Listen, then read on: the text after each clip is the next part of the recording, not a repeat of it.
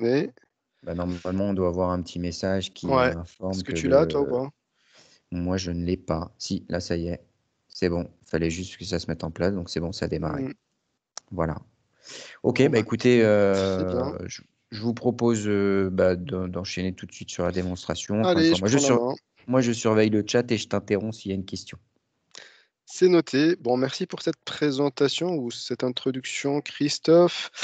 Je vais me présenter. Donc, Taïeb Chekir, je suis consultant avant-vente chez Sedge. Cette fois-ci, je suis accompagné par Sabrina Jekam, qui est notre IC aussi chez Sedge. Donc voilà, je vais vous présenter l'outil Sedge Automatisation Comptable. Et donc, c'est un outil qui est dans le SaaS. Hein, donc, c'est en adéquation avec les besoins actuels. Et puis, il y a un prérequis, c'est que ça fonctionne avec les V7 de la comptabilité. Je vois une main levée avant de commencer. C'était Euh, pour dire bonjour, a priori. Ah, il y a une personne qui n'a pas de son. Le son, a priori, c'est à régler sur votre poste, hein. Donc, si vous avez des haut-parleurs ou autre, ouais. mais c'est vraiment lié à votre poste, hein. Pour le son, là, je peux pas trop vous aider, donc ça va être dans les Pour réglages. le sang, il faut aller ici, en fait, Voilà. et voir dans Paramètres du périphérique en haut. paramètres. Ouais, c'est ça. Ouais, paramètres des périphériques, Voilà. ils l'ont mis en haut. Ici. Et puis Et ici. là, vous devez rechercher votre haut-parleur ou votre micro interne. Enfin, voilà. C'est ici que vous devez activer le son. De toute façon, comme je disais, si vous ne l'avez pas, au pire des cas, je vous ferai suivre le replay du webinaire. Comme ça, vous pourrez le voir. Après, c'est sûr que si vous n'avez pas le son là, maintenant, c'est un peu gênant. Donc, Ouais. j'espère que vous trouverez la solution pour que vous puissiez participer comme tout le monde. N'hésitez pas, en tout cas, je vois le chat, donc posez des questions. Si ça se résout, je le note de mon côté. Et puis, comme ça, en tout cas, on poursuit. Allez, je poursuis. Donc, je disais que Sage Automatisation Comptable est un outil cloud. Donc, c'est un outil cloud, mais ça fonctionne avec la version on-premise que vous avez, hein. Donc, au niveau de la comptabilité, ça, n'y a pas de souci. Par contre, il y a un prérequis, c'est que ça fonctionne avec la dernière version qui est la V7. Donc, pour certains, effectivement, ça peut nécessiter une mise à jour des produits, de la compta, entre autres. Puisque l'idée, Voilà. c'est on récupère, j'anticipe sur ce que tu vas dire, on récupère le paramétrage de la compta. Mm. Voilà. Donc, Sage Automatisation Comptable est un outil qui va traiter les factures fournisseurs, hein, de leur numérisation à leur archivage, et en passant par les différents workflows de validation. Alors, si vous avez des workflows de validation au sein de votre entreprise, ben, on s'adapte et puis on va créer du conditionnel en fonction du montant, de l'agence, etc. Donc voilà, d'où l'intérêt d'avoir un outil comme Sage Automatisation Comptable. Ce qu'il faut savoir aussi, c'est que c'est un outil qui a été intégré avec ce qu'on appelle les objets métiers. Alors, c'est un peu technique, mais voilà, les objets métiers, c'est un outil que vous avez aujourd'hui caché au niveau de votre comptabilité pour intégrer des solutions tierces. Et puis, c'est un gage de sécurité et d'intégrité pour les données. Il n'y a pas mieux, en fait, pour intégrer des solutions avec les objets métiers. Voilà, je ferme ma parenthèse. Voilà les quatre axes que je vais présenter aujourd'hui ou sur lesquels je vais m'appuyer pour ma démonstration. Et c'est là aussi, euh, je pense en tout cas, que vous nous attendiez.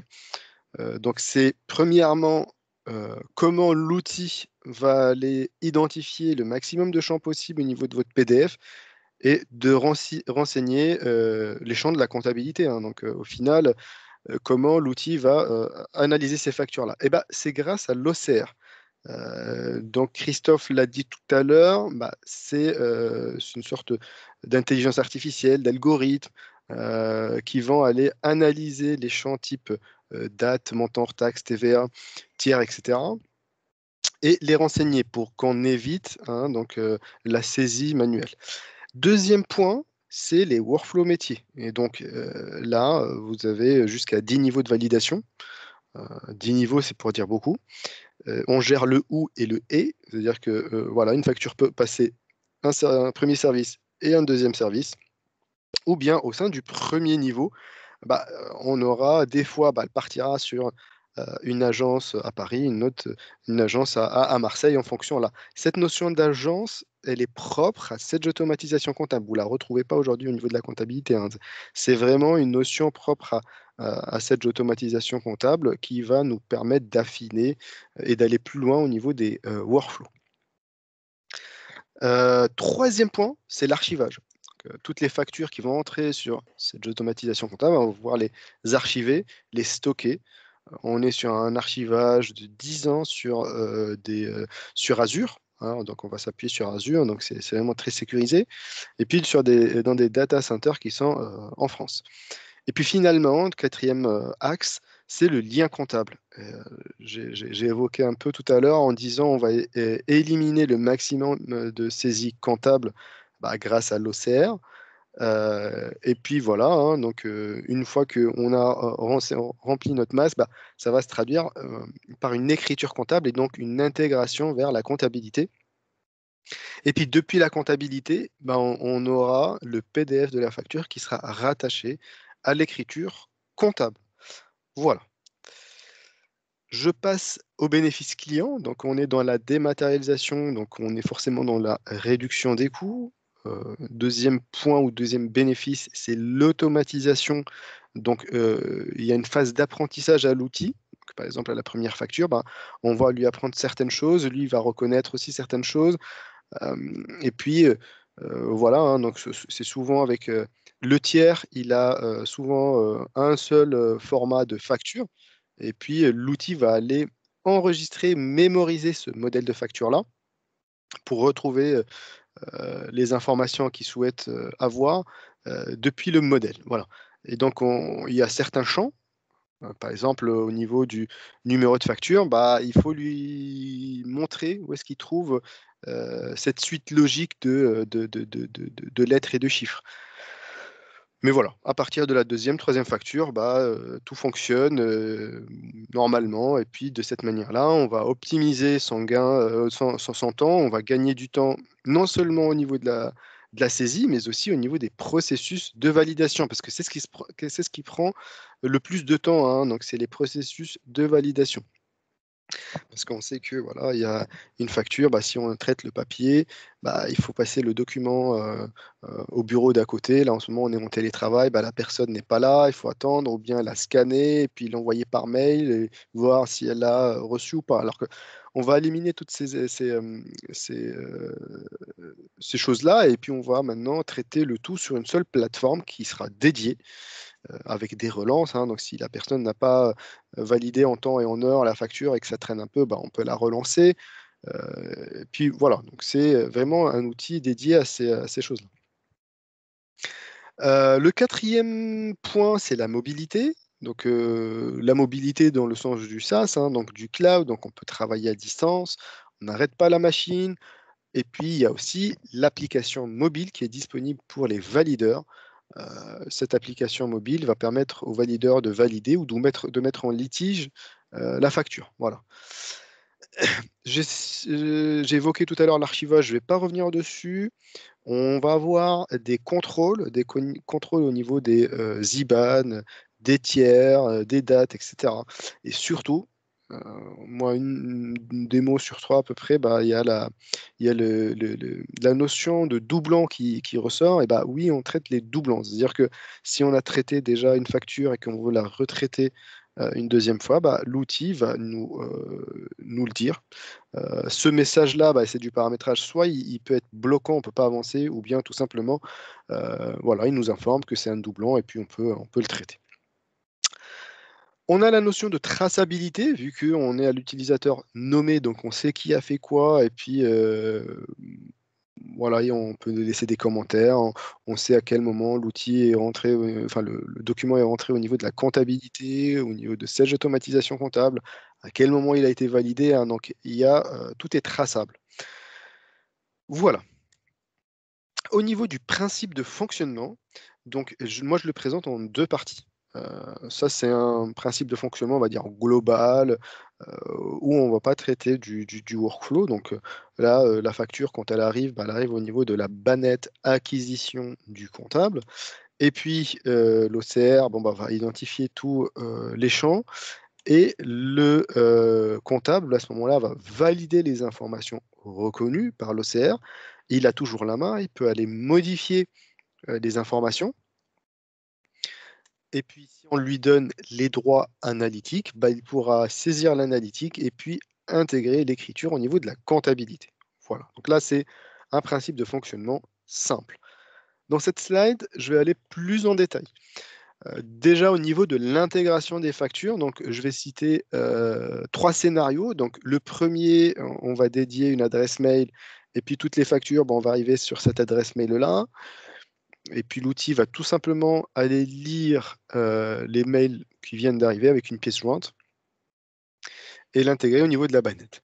Sinon, si vous recevez vos factures en papier, vous allez faire du paramétrage au niveau de votre scanner, en fait un scan to mail pour que la facture arrive sur ce fameux mail. Et puis finalement, troisième cas, si vous allez par exemple vous connecter au niveau d'un portail et vous téléchargez votre facture ou vous avez votre facture par n'importe quel autre moyen au niveau de votre poste de travail, vous avez la possibilité de la prendre manuellement et de l'ajouter, tout simplement. Voilà, une fois qu'elle arrive, ici au niveau du comptable, et puis donc, la facture arrive au niveau de la bannette, je l'ai dit tout à l'heure, acquisition du comptable. Le comptable, lui, en fait, là, ce qui nous intéresse, c'est de traiter les workflows. Donc, vous voyez, j'ai 2 niveaux de validation chez moi. Le premier, c'est le responsable du site. Et là, vous pouvez voir que j'ai la notion du ou, donc un valideur à Paris ou un valideur à Nantes, en fonction de l'agence. Et puis le deuxième niveau de validation, qui est le dernier niveau, donc c'est la direction. Et là, à ce moment-là, on lui donne le dernier niveau aussi d'approbation, qui est le BAP, ce fameux bon à payer. Donc bon à payer pour intégrer l'écriture au niveau de la comptabilité. Donc, je le rappelle. Alors, donc le comptable, lui, reçoit la facture, il valide toutes les informations, il renseigne son analytique, il transmet en fonction du workflow la facture au valideur. Par exemple, ici, c'est le valideur à Paris. Et donc là, si on est dans un cas où le responsable du site de Paris, qui n'a pas encore validé la facture, si on effectue une mise à jour comptable, on va aussi intégrer cette facture-là, même si elle n'a pas été totalement traitée. Par contre, on va l'intégrer avec un statut de ATT BAP. Ce statut-là, il la bloque au niveau de la compta. On ne pourra pas la retrouver au niveau des moyens de paiement pour aller la régler. Donc voilà, c'est bloquant. Une fois que la direction traite la facture, donc le responsable, il transmet cette facture à la direction la valide, et là, si on fait une mise à jour comptable, on met à jour ce statut bloquant de ATT BAP ou ATT litige, si on l'a mis en litige, on va le transformer en BAP tout simplement. Et donc, de cette manière-là, c'est un avantage pour les comptables. Donc, les comptables, ils vont voir qu'il y a des documents, qu'il y a des factures qui sont en cours de traitement, qui sont pas encore validées, mais on peut les voir. Et pour ceux qui utilisent aussi la trésorerie, ils peuvent voir ça au niveau de leur trésorerie future. Place à la démonstration. Allez. Hop. Je vais changer. Pour le moment, il n'y a pas de questions, donc je pense que Ouais, c'est j'ai clair. checké. J'ai checké. Hop. Voilà, j'ai changé d'écran, c'est bon? C'est bon, on voit, c'est parfait. Parfait. Alors, ici, donc, je vous ai dit tout à l'heure, on est dans un outil cloud, donc il suffit juste d'avoir une connexion Internet et un navigateur web pour se connecter. Donc là, je me connecte. Alors, vous allez le voir pendant ma démonstration. Moi, je vais être à la fois valideur, comptable, mais aussi administrateur. Donc, je me suis octroyé tous les droits pour pouvoir faire une démonstration complète. Donc là, je suis avec un profil administrateur. J'arrive sur mon dashboard. Alors, vous voyez, c'est vraiment simple l'utilisation. L'affichage, il est hyper simple. On va direct droit au but. Donc là, j'ai mon dashboard. Je vois que j'ai 9 factures à comptabiliser, dont 7 qui dépassent 5 jours. On ne m'a pas envoyé de facture à valider. Par contre, j'ai une facture que je dois vérifier. donc qui était mise en litige, et j'ai pas de questions de la part de mes collègues, parce que c'est un outil collaboratif. On peut s'envoyer des questions, des commentaires, des choses comme ça, hein. Donc, c'est des choses qui se font sur cette automatisation comptable. En haut, ici, vous allez avoir la bannette comptabilité. Donc, toutes les factures entrantes, je vais pouvoir les retrouver ici. Si j'avais des factures à valider, bah, je les retrouve là. Tout ce qui a été validé, je les retrouve ici. Les litiges, je les trouve là.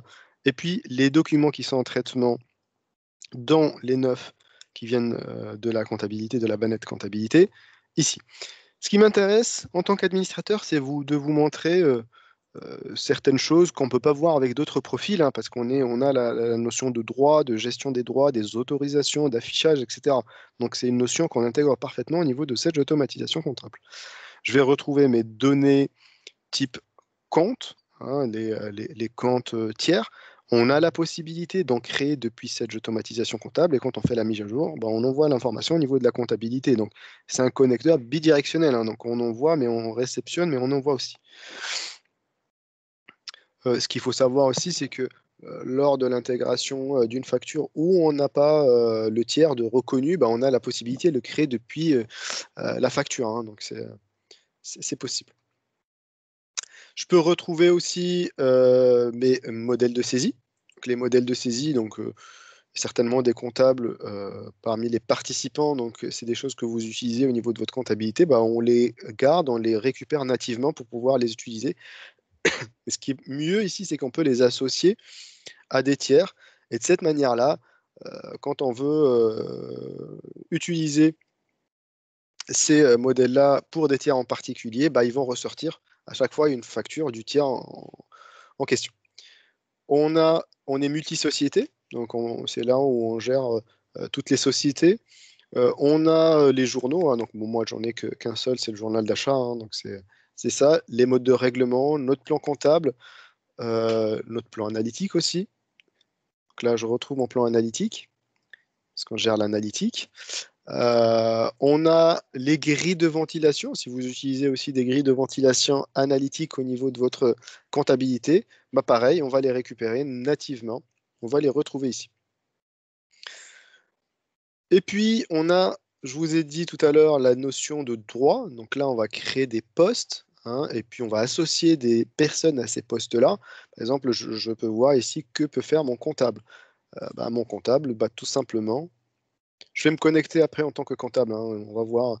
Par exemple, quand je me connecterai en tant que comptable, bah, j'aurai tout ça, sauf la validation. Donc la validation, cette partie-là, quand je me connecte en tant que comptable, bah, je ne la verrai pas parce que ici, le comptable n'a pas accès à la validation. Et voilà tout ce que le comptable peut voir et ne peut pas voir. Par exemple, il ne peut pas gérer les droits, ce qui est normal, il ne peut pas s'octroyer des droits. Sinon, au niveau de la comptabilité, donc ici, on peut dire qu'est-ce qu'il peut faire et qu'est-ce qu'il ne peut pas faire plus en détail. Voilà, donc si j'ouvre ici mes détails, bah, je peux voir tout ce qu'il peut faire et puis il ne peut pas, par exemple, supprimer un commentaire ou une pièce jointe. Voilà. Maintenant, je vais vous montrer les catégories de documents. Les catégories de documents, c'est les workflows, hein. Donc, les workflows, donc là, je vais par exemple vous montrer ce workflow-là que je vais utiliser pendant ma démonstration. Donc vous voyez, déjà, je vous ai dit qu'on peut aller jusqu'à 10 niveaux, hein, donc on les retrouve ici. Là, on peut dire qu'il y a voilà, de la saisie analytique, etc. Mais ce qui m'intéresse, c'est au niveau de l'étape comptabilité. Vous voyez la notion d'agence qu'on retrouve ici. Et puis moi, ce que j'ai dit, bon, bah, le comptable, il reçoit les factures, il n'a pas le BAP, et par contre, il a les droits analytiques. Il peut saisir de l'analytique. J'aurais bien pu dire, bon, bah, au niveau de la comptabilité, bah, toutes les factures de moins de 100 euros, par exemple, pas la peine de suivre un circuit de validation. Le comptable peut les intégrer directement au niveau de la comptabilité. Voilà, vous voyez, c'est des choses, on peut mettre du conditionnel. Au niveau de l'étape de validation 1, bah là, j'ai mis le DAF comme valideur, hein, donc ici. Et j'ai dit, voilà, le DAF reçoit toutes les factures supérieures à 0. C'est pour dire toutes les factures. J'aurais pu dire toutes les factures au-delà de 100 euros, bah, elles passeront par le DAF, par exemple. Au-delà de 600 euros, passeront par le groupe, etc. Donc, on peut s'amuser à faire des choses de la sorte. Et puis par contre, là, dans mon cas, le DAF, bah, lui, il a le niveau le plus haut, c'est le BAP. Voilà. Le BAP aussi, on peut le mettre en fonction d'un montant, hein. Donc, c'est des choses qui peuvent se faire. Voilà, donc maintenant, ce que je vais faire, je vais me mettre dans la peau d'un comptable pour voir comment je vais aller traiter les factures entrantes. Ah oui, ce que je viens de faire là, ici, c'est les délégations. Les délégations, il y a une notion en fait qu'on peut gérer, c'est les délégations, c'est se dire, voilà, je vais m'absenter pendant par exemple 15 jours, ou moi par exemple, ce que vous venez de voir pour mes démonstrations, bah, je donne mes droits à quelqu'un d'autre. Donc là, par exemple, moi, je me suis transformé en comptable. Et donc le comptable, vous voyez, il n'a pas la validation, hein. Donc il a juste la banette comptabilité, puis tout ce qui a été validé, vous pouvez voir les litiges et les documents de traitement. Et au niveau de l'administration, vous allez voir, bah, là, c'est bridé. Voilà.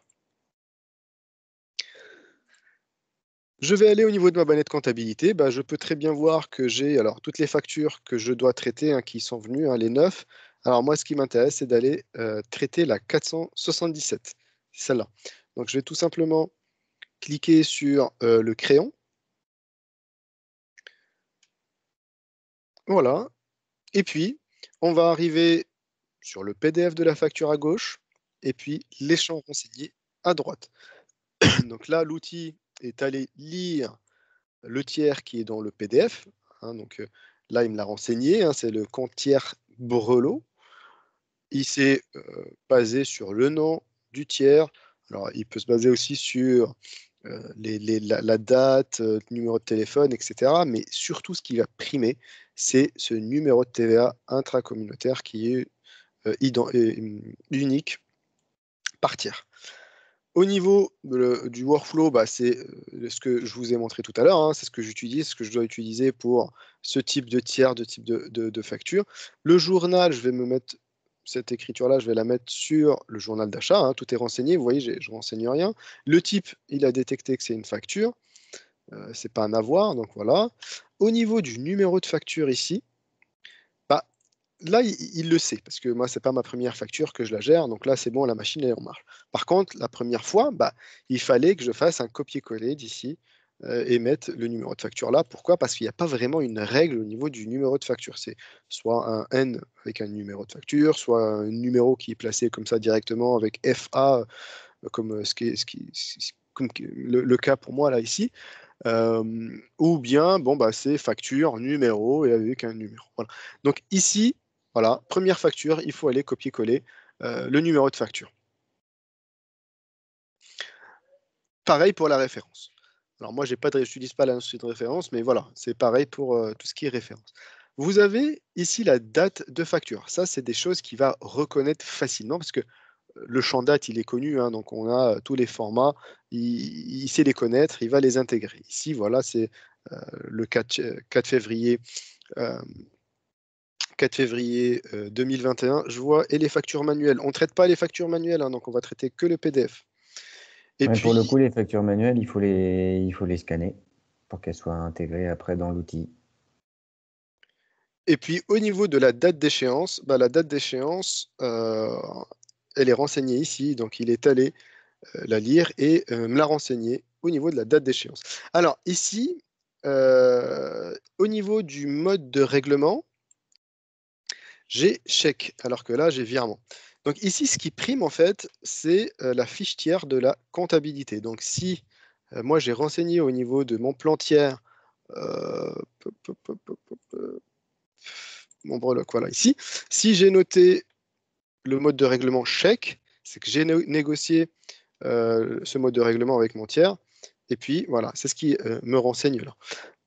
On va retenir aussi cette condition qui est 45 jours fin de mois, qu'on va on va en avoir besoin. Voilà, ici, au niveau de la date d'échéance, l'outil, quand il me sort cette petite icône-là, euh, bah, c'est que je sais que j'ai négocié des jours euh, de règlement qui sont différents de la date qui est affichée au niveau de mon PDF. Donc là, si je clique sur cette icône-là, bah, il va me calculer tout simplement une autre date d'échéance en fonction de ce que j'ai renseigné. Voilà. Sinon, j'ai toujours la main, hein, donc on peut avoir le choix de choisir la date souhaitée.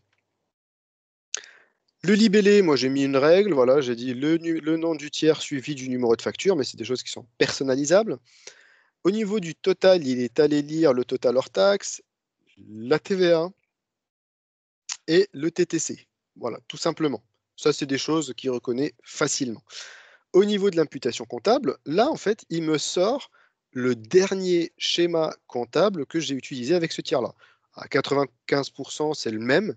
Mais voilà, si des fois il y a des différences, bah, en fait, là, j'ai la main. Alors, soit je valide directement, hein, pour aller rapidement, soit, bon, bah, là, j'ai deux taux de TVA dans cette facture-là. Cette fois-ci, bah, il faut que j'aille faire une modification. Donc, soit je modifie ici, soit je vous ai parlé du modèle de saisie tout à l'heure. Bah, j'ai tous mes modèles de saisie qui sont ici et je peux utiliser un modèle de saisie, ou tout simplement, bah, je génère les lignes et je valide ce qui a été renseigné. Je peux joindre une pièce, hein, donc type un contrat, des choses, voilà, une photo, des choses comme ça. Donc, on peut les joindre pour les archiver avec le document.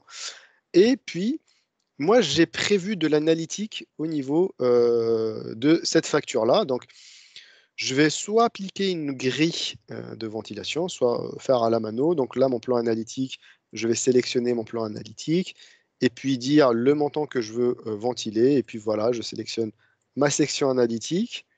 Par exemple, là, hop, atelier de production Metz. J'ai ici la section, et puis voilà, tout est bon pour moi. J'ai mis les 1200, j'enregistre. Et voilà, donc maintenant, je peux, au niveau des actions, voir ce qui m'a été donné comme action. Donc, je peux soit poser une question à un collègue, soit je me suis trompé de société, je peux la, si je gère, non, je suis plus d'une société, je peux la rediriger vers une autre société, la mettre en litige ou tout simplement la transmettre en fonction du workflow qui a été décidé. Voilà, donc là, je vais mettre un commentaire. Hop, et envoyer. Hop, et là, j'envoie ma facture et je vais faire une synchronisation pour envoyer les informations au niveau de la comptabilité. Le valideur peut-il renseigner la section analytique? Alors, c'est un avantage qu'on a, c'est une question, hein, donc, que je viens de lire. C'est un avantage qu'on a, c'est-à-dire que l'analytique peut se modifier en cours de route, en cours de validation de la facture. Donc, c'est un droit. Ça se gère dans les droits. On donne le droit au valideur. Ok, donc maintenant, ma facture, elle est passée de la bannette comptabilité. Alors, je pense que je vais laisser les questions pour après. Parce que là, sinon, ça va m'arrêter toutes les 2 secondes. Je vais regrouper toutes les questions après, on va y répondre. Donc ici, ma facture, elle est passée de la bannette comptabilité vers les documents en traitement. Donc là, je peux la suivre. Donc la 477, bah, je peux très bien voir ici qu'elle est à l'étape de validation 1, hein, donc qui est en attente de validation par le DAF. Et donc ici, je peux le relancer s'il ne me répond pas en temps et en heure. Voilà. Donc maintenant, je vais changer tout simplement de profil et me mettre en tant que DAF.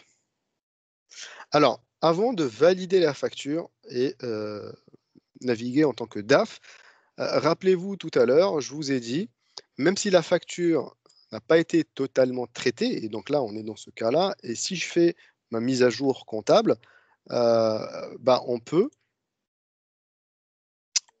basculer au niveau de la comptabilité. On peut la retrouver au niveau de la comptabilité. Par contre, on la trouve avec le statut de ATT BAP. Et donc là, voilà, je retrouve ma facture en ATT BAP. Voilà. Hop, je ferme. Donc maintenant, je me mets en tant que en tant que DAF. Je vois que j'ai 6 factures à valider. Voilà. Donc, vous voyez, au niveau du DAF, moi, je l'ai imaginé comme ça. Il n'a pas besoin de voir tout le reste. Lui, en fait, il valide ou pas les factures, hein. Donc, c'est tout simplement ça. Donc, au niveau de la validation, je peux valider en masse. Hein, ou bien, l'idée, c'est qu'il rentre quand même pour voir les factures et qu'il vérifie. Au niveau donc, de la validation, on est sur le même affichage que tout à l'heure. Donc là, le PDF à gauche, tout ce qui a été le récapitulatif de la facture qui est à droite ici, donc c'est tout ce que le comptable a renseigné. Pareil, hein, c'est au niveau de la modification. Si on lui donne les droits, bah, il peut modifier, hein, le DAF. Là, pour le coup, moi, je ne lui ai pas donné les droits. Au niveau de l'écriture comptable, ben, on voit ce que le comptable tout simplement a renseigné, les comptes qu'il a utilisés. S'il y a ce petit rond ici, ce petit camembert, je sais qu'il y a de l'analytique, hein, donc on retrouve ici l'atelier de production, hein, donc, et les 1200 qui sont imputés sur cet axe-là. Au niveau des commentaires, on peut voir que le comptable lui a laissé un commentaire. On a la notion de traçabilité, à quel moment le document est entré au niveau de la comptabilité, par qui a été entré, cette notion de délégation, donc on la retrouve là, et actuellement, bah, il est en attente de validation par le DAF. Voilà. Maintenant, voilà les actions à faire par le DAF. Il peut poser une question, hein, retourner à l'étape précédente, mettre la facture en litige, ou tout simplement mettre son bon à payer et un commentaire. Voilà.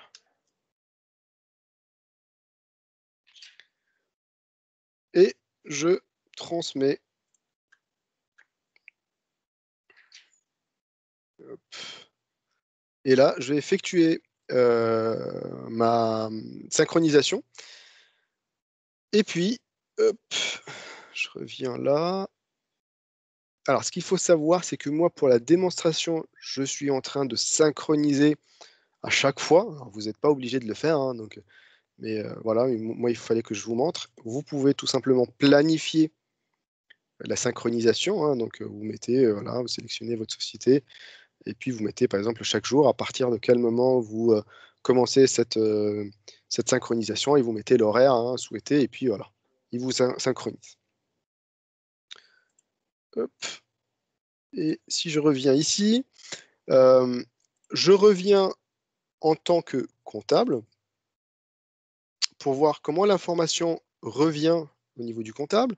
Donc ici, mon document, hein, il est passé de document en traitement au BAP. Donc là, on le voit ici. Et puis, je peux retrouver facilement un document, donc en fonction du fournisseur, de la date, du type, du montant, numéro de facture, ou bien, si tout ça ne suffit pas, on a la recherche avancée, hein, donc avec d'autres critères de filtre. On peut toujours exporter sous un format PDF ou Excel bah, les factures, hein, donc c'est ce que vous voyez à l'écran. Et puis, là, ce que je vais faire, hop, je vais aller au niveau de ma comptabilité et puis voir mon document. Et là, on peut très bien voir qu'il a été mis à jour au niveau du mode de règlement. Je peux retrouver aussi mon analytique, voilà, qui est l'atelier de production de Metz. Et je vous ai dit aussi qu'on retrouve le PDF rattaché à l'écriture comptable. Bah, là, on va retrouver ici le lien vers cette automatisation comptable pour le PDF. Voilà.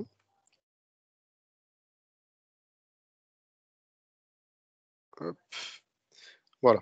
Donc là, j'ai mon PDF, hein, donc, qui est rattaché avec toutes les informations.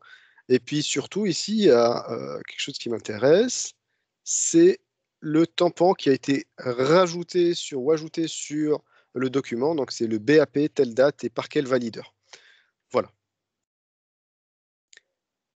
Et puis, alors, pour ceux qui utilisent l'option stockage et partage, hein, donc c'est une option qui vous permet de stocker les documents commerciaux ou tout ce qui est PDF au niveau de votre SharePoint si vous êtes dans un environnement Microsoft, bah, on va stocker aussi le document dans votre espace SharePoint. Donc, il va être mis à la fois sur Azure, mais aussi en backup chez vous sur SharePoint. Là, par exemple, pour le coup, vous allez voir, je vais avoir un lien vers mon SharePoint. Donc, je suis sur un navigateur. Je préfère utiliser...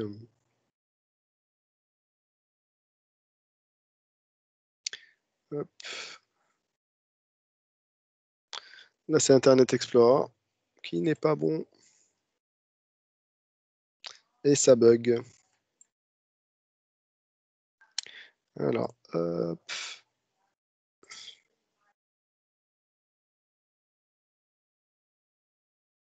Voilà. Et donc là, il est stocké, comme vous pouvez le retrouver, le voir en haut, donc SharePoint. Donc il est stocké donc, dans mon SharePoint qui s'appelle, moi j'ai un dossier qui s'appelle Sage BijouSA, et puis il s'est déposé dans cet espace-là. Voilà pour moi pour la démonstration. Hop, je vois C'est bien, on a pas mal de questions. Ouais, je vois Donc, on va les ça. reprendre. Ouais, on va les reprendre dans l'ordre. Alors, première, le valideur peut-il renseigner la section analytique? Oui, ça j'y ai répondu. Donc oui, Peut-on? c'est possible, effectivement. Ouais, c'est possible. Ok. Peut-on changer la date de facture? Alors attention, je vais dire oui et non. Parce que oui, on va pouvoir changer la date de la facture si elle n'a pas été comptabilisée. Et si on est encore en état Ouais. attente, par exemple? Non, Même pas? ATT BAP, c'est qu'on l'a déjà envoyé vers la compta. Donc c'est avant qu'elle soit envoyée dans la compta qu'on peut modifier. C'est ça. Ok. Peut-on mettre un mode de blocage si l'analytique n'est pas renseigné? Un mode blocage, Ou en tout c'est-à-dire. cas, ne pas aller peut-être à l'étape suivante. Vous pouvez peut-être ouvrir votre micro à ce moment-là, Madame Noubar-Pacha. Oui, Voilà. c'est juste pour savoir, en fait, nous, on a un système, si la comptabilité analytique, enfin, si l'analytique n'est pas renseignée, on ne peut pas valider la facture. Donc, je voulais savoir s'il y avait un système comme ça avec ce logiciel. Parce que Alors, je vais toutes poser nos la factures question. d'achat doivent avoir un code analytique. Je vais poser la question peut-être autrement. Vous utilisez la comptabilité Sage 100 Cloud aujourd'hui?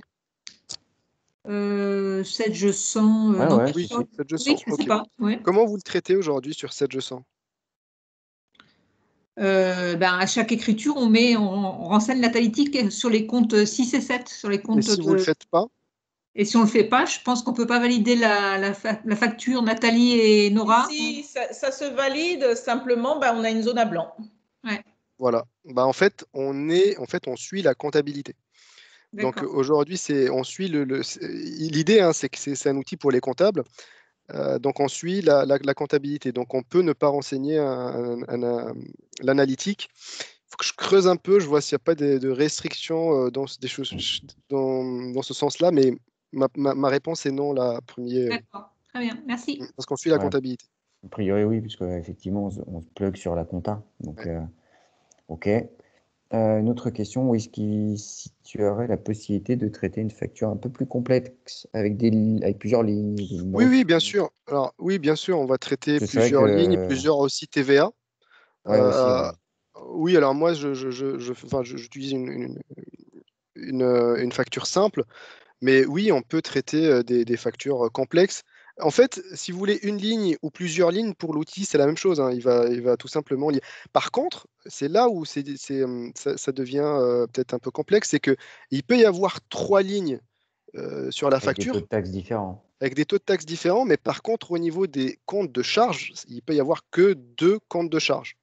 Vous voyez? Et donc, c'est à vous à ce moment-là de choisir vos comptes de charge ou d'utiliser, alors, soit c'est les mêmes toujours, et donc il va les proposer comme il m'a proposé, moi, le premier masque qu'il m'a proposé, parce que c'est ce que j'utilise souvent. Sinon, en fait, si c'est un peu plus complexe, on peut utiliser les modèles de saisie. Voilà. Vous avez, par exemple, des fournisseurs où vous avez beaucoup de comptes de charge. Donc là, on n'a pas moyen, il faut traiter avec les modèles de saisie. Et ça, ils sont créés, pour rappel, dans la compta. Alors, oui, Non? alors, Tu peux aussi le créer dans, oui, ACS? oui, en fait, ils sont créés au niveau de la compta. Alors, quand on fait la première,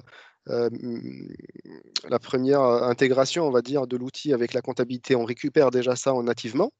Mais si vous voulez en créer d'autres, bah, vous les créez soit sur Sage Automatisation Comptable, soit au niveau de votre comptabilité. Et puis à la première mise à jour, bah, ils vont remonter. OK. Ok. Alors, le valideur est averti par mail où il faut qu'il aille sur l'application. Alors, il est averti, en fait, c'est du paramétrage, en fait. Il est notifié en temps et en heure. À chaque fois, il reçoit une alerte.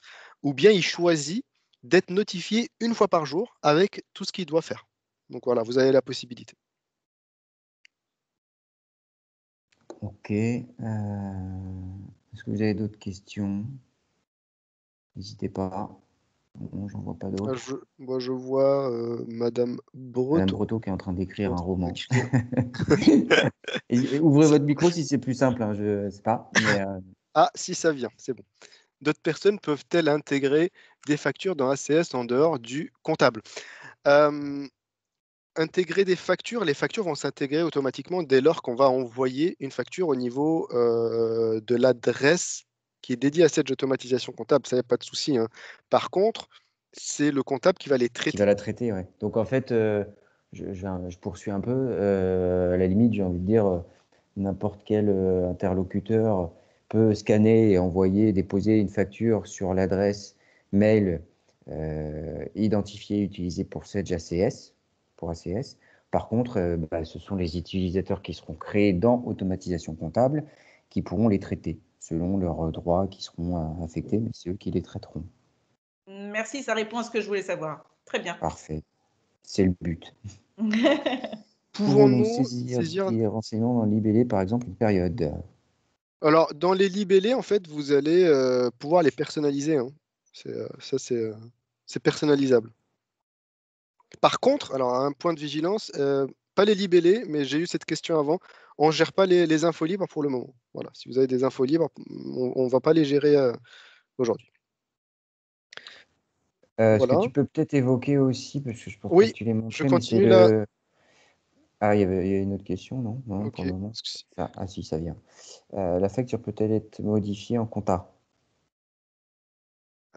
C'est une question l'écriture comptable, pardon. Bah, en fait, normalement, une écriture comptable ne doit pas se modifier une fois qu'elle est comptabilisée, hein. Donc, Hmm. on n'a pas Voilà, le non, droit de la enfin, modifier. ouais, logiquement, il Mais faut bon, qu'on... logiquement, hein, moi je réponds logiquement. Après, Ouais, on a la main, mais normalement, on fait ouais, un avoir et ouais, voilà. après, on peut toujours aller dans la base, mais c'est pas, effectivement, c'est pas C'est en pas tout cas, ce qu'on le but. ouais, c'est pas ce qu'on préconise. Non, ce Ouais, que je voulais évoquer aussi, peut-être, c'était, tu sais, le lien avec la GESCOM. ok. Parce que du coup, on a quand même, on peut traiter à partir du BL. Ouais, Euh, pour les participants, là, j'ai pas refait un peu le tour sur vos équipements respectifs, mais ouais, je vais revenir dessus. ouais, j'ai une petite aparté là-dessus parce que c'est vrai que c'est souvent aussi des questions qui nous sont posées. Ouais, Parce que ouais, ouais. certains de nos clients traitent les factures, les achats dans la GESCOM. Mm. Donc, il y a sur la V2 d'automatisation comptable, justement, on a un lien avec la gestion commerciale qui n'était pas disponible sur la première version d'ACS, et ça, c'est un point important. Oui.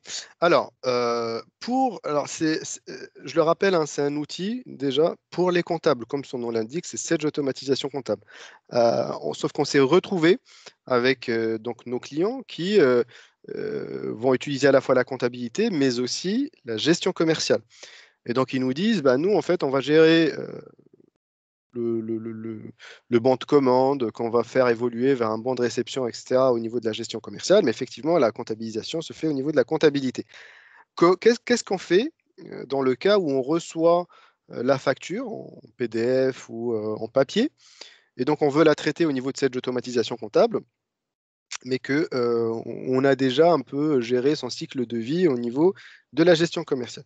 Donc là, on a apporté une première réponse où on dit, voilà, on va arriver au niveau de la gestion commerciale avec le dernier niveau, c'est le banc de livraison, hein, donc c'est le banc de réception, hein, en vrai, mais ça s'appelle banc de livraison au niveau de la gestion commerciale Sage. Je vais vous le montrer. Hop. Et on s'est dit, on va utiliser le statut. Donc, tous les bons de livraison au niveau de la gestion commerciale vont... Je vais connecter. Oh, mais je ne suis pas connecté.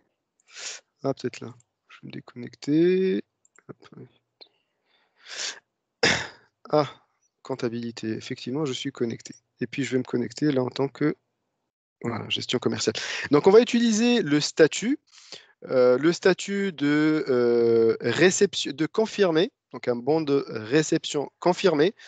Et puis, une fois que la facture arrive au niveau de cette automatisation comptable, depuis cette automatisation comptable, on va aller interroger notre gestion commerciale et ressortir tous les bons de livraison confirmés par tiers. Voilà. Et puis, on va pouvoir sélectionner les ou le bon de réception de ce tiers-là. Et puis, tout simplement, on va lui changer de statut depuis cette automatisation comptable. Donc, il passera de confirmer à réceptionner. Par contre, la comptabilisation se fait via cette automatisation comptable. Hop, je change ici. Si je me mets sur les bons de livraison, non, là, c'est les ventes. Il faut que je mette en achat. Voilà. Vous voyez, par exemple, celui-là, il est en confirmé. Et donc, je sais que je ne l'ai pas encore pointé. Les autres, si. Voilà. Donc, si je me mets au niveau de ma gestion automatisation comptable, ici, alors, est-ce que j'en ai un? Il est là. Voilà. Et ici, je vais avoir le rapprochement. Alors, ce qu'il faut savoir aussi, c'est qu'on a la possibilité, quand on fait le pointage, on peut rajouter des frais annexes ou des frais de port. C'est tout. Voilà. Hop. Est-ce qu'il veut le traiter?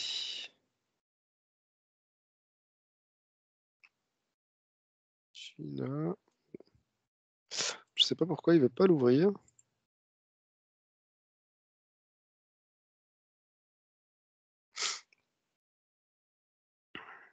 Donc voilà, je vais passer par ici. Niveau du rapprochement avec les bancs de réception en cours, c'est là où je vais interroger ma base de données et puis, enfin ma base GESCOM et ressortir tous les bancs de livraison qui sont non encore pointés. Vous voyez ici le rapprochement avec les bancs de réception en cours. Voilà. Est-ce que vous avez des questions par rapport à ça? Oui, il y a une nouvelle question, notamment quand on gère plusieurs sites. Qu'est-ce qui est préconisé? Avoir une adresse mail par site ou pas?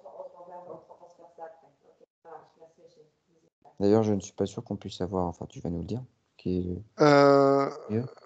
Alors, en fait, pour les sites, je pense qu'on l'a évoqué une fois ensemble, Christophe. En fait, le choix, vous avez le choix. Soit vous utilisez 2-3 adresses mail en fonction. Alors, des sites ou des entreprises, des sociétés, si vous pouvez ouvrir votre micro. C'est des sites, en fait. Nous, on a différents sites et donc notre analytique dépend des sites. Et donc, c'est intéressant pour nous de savoir qui a mis le document en ligne pour qu'on puisse affecter le champ analytique qui correspond. Par exemple, notre site de Lyon, si on sait que c'est lui qui l'a envoyé, il y a 90% de chances pour que l'analytique soit Lyon. Si c'est Ok, Bordeaux, ça sera Bordeaux. Si c'est Rennes, c'est Rennes. Donc là, c'est plus simple, hein. On va avoir un seul point d'entrée et on va utiliser les agences, D'accord. la notion d'agence. Voilà.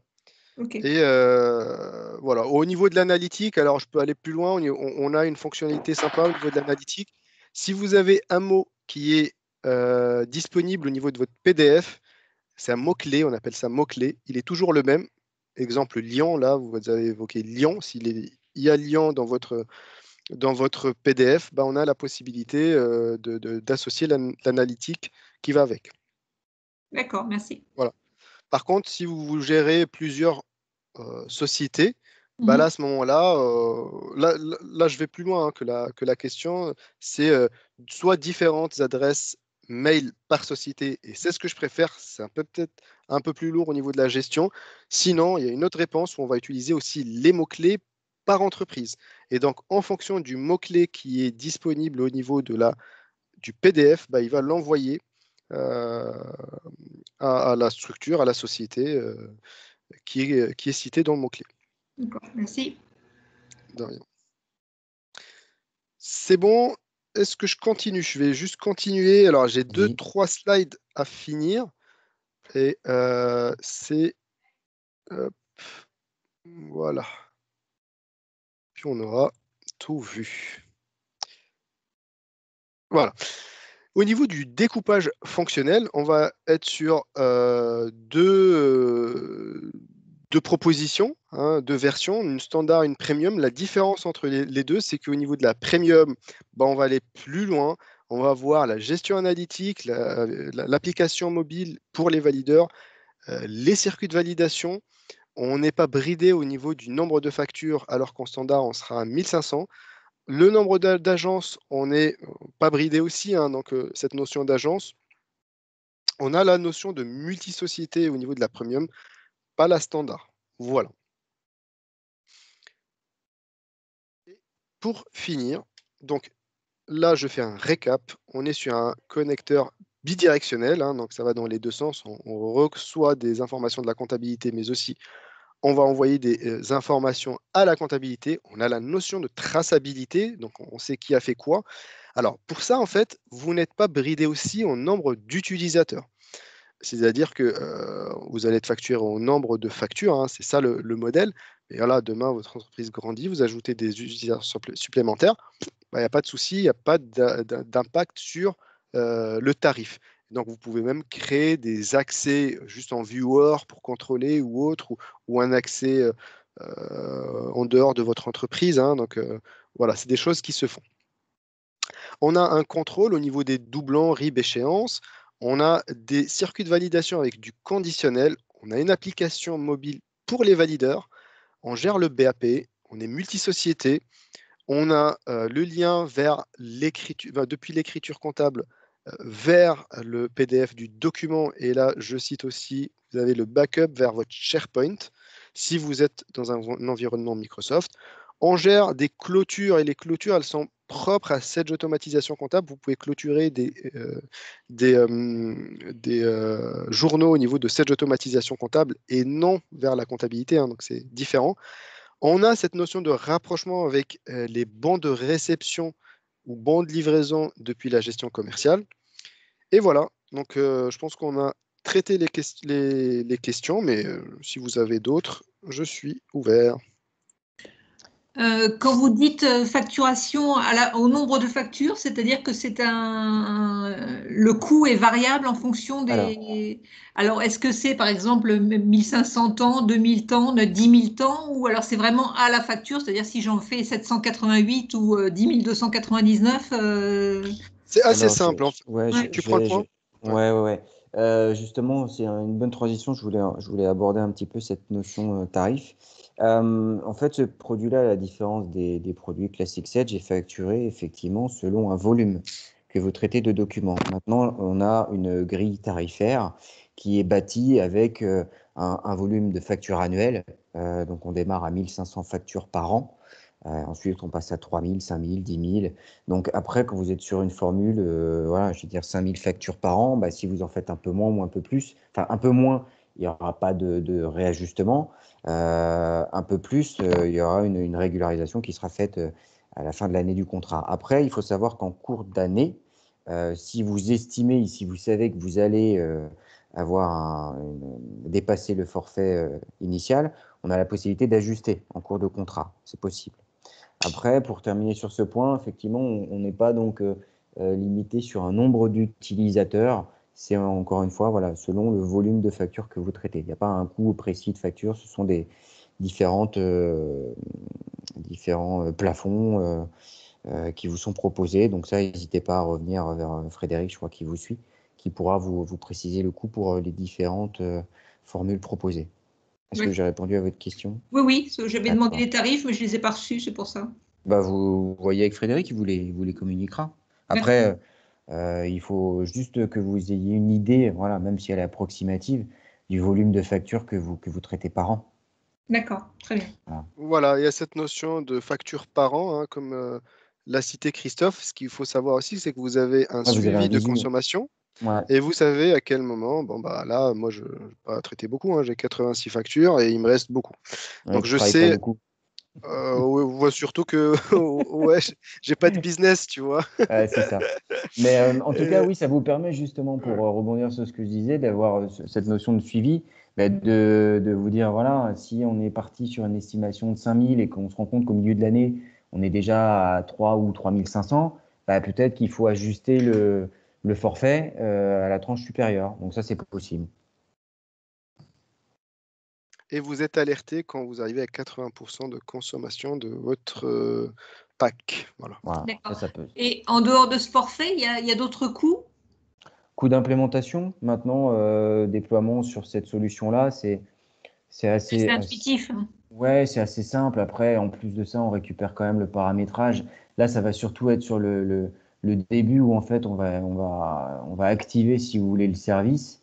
On va créer éventuellement les agences, on va créer le workflow, les profils Les droits, utilisateurs, voilà, gérer les droits. Donc c'est surtout les ce workflows, c'est travail-là ce qui qu'on va prend faire. pas mal de temps. Ouais, Et c'est le surtout ce travail. transfert de compétences. C'est ça, c'est surtout ce travail-là qu'on va faire. Après, la formation en elle-même, en règle générale, on forme les utilisateurs principaux ou les personnes qui peuvent aussi administrer la solution, qui ensuite se chargent aussi de diffuser et de former les autres les utilisateurs. Donc, on peut former, nous, jusqu'à 4-5 personnes. Après, généralement, oui, sur Oui, un ça se déploie après. oui, voilà, pour vous dire, là, on a fait un des derniers déploiements. On était sur un volume à peu près 20 000 factures. Alors, c'était un regroupement, une société, c'est un groupement d'EHPAD, alors justement avec plein d'agences, plus des SCI. Donc, en fait, on a monté, alors je ne sais pas si sur ACS c'est le plus gros, mais je pense que c'est un des plus gros. On a monté plus de 60 dossiers dans ACS. En termes de mise en place et de paramétrage, on a dû mettre de mémoire entre 4 et 5 jours, mais vous voyez, sur une soixantaine Une de grosse dossiers à structure. créer, Ah. ouais, voilà. Donc, Ok. c'est pour ça que j'ai envie de vous dire, là, on sera plutôt sur un estimatif peut-être de 3 jours à peu près. En règle générale, c'est ce qu'on estime sur ce déploiement. Ok. Voilà. Est-ce que vous avez d'autres questions?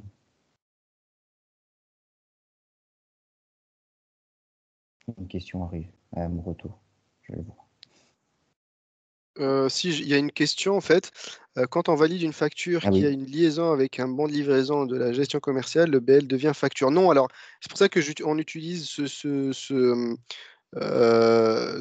statut de confirmé à réceptionner, mais il reste en bon de livraison confirmé. Donc on sait que réceptionné, pardon. Donc on sait que tous les bons de livraison réceptionnés, bah, ils se sont transformés en facture, mais en gestion commerciale, vous les verrez que bon de livraison confirmé.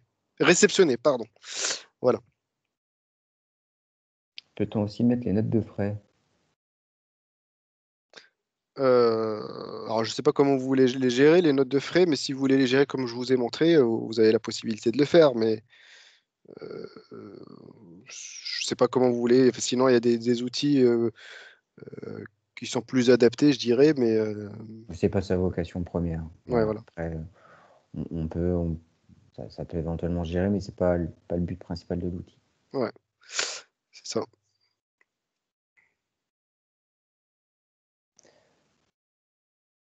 En attendant qu'il y ait éventuellement d'autres questions, donc je vous rappelle, moi je vous ferai suivre le lien pour le replay du webinaire. On vous adressera aussi la doc sur le produit.